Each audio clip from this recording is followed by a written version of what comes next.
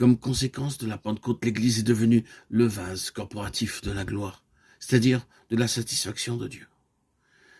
Si vous avez ici ou là une véritable expression de la pensée de Dieu à l'égard de l'Église, vous avez des gens qui vivent dans la joie de la satisfaction de Dieu, des gens qui sont entrés dans le repos, des gens qui ne sont pas satisfaits d'eux-mêmes, mais du Seigneur. Parmi beaucoup d'autres choses, vous aurez cela. L'Église est introduite seulement pour incarner et pour être le vase de cette gloire de Dieu, qui est la satisfaction de Dieu dans sa propre nature.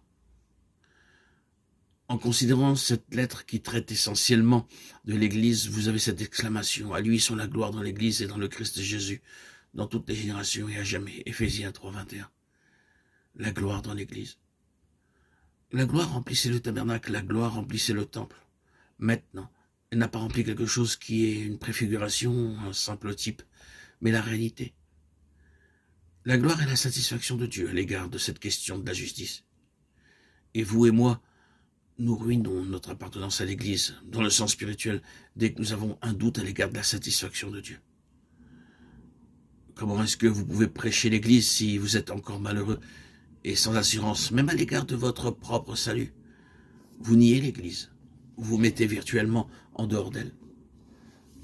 Dans un sens spirituel, quand vous êtes dans cette condition, l'ennemi frappe l'Église.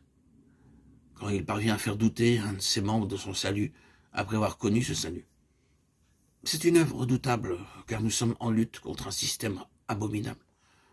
C'est pourquoi cette lettre qui parle de l'Église doit forcément nous conduire à combattre contre les principautés et les puissances, les despotes mondiaux qui gouvernent ces ténèbres.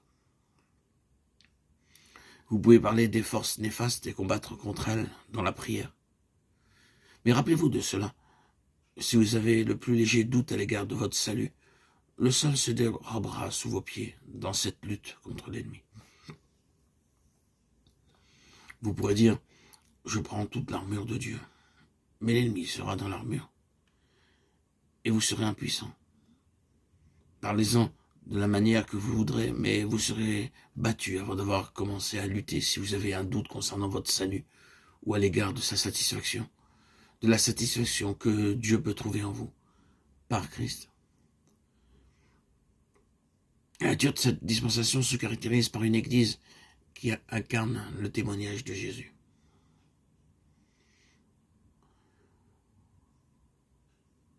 L'Église est introduite seulement pour incarner et pour être le vase de cette gloire de Dieu, qui est la satisfaction de Dieu dans sa propre nature.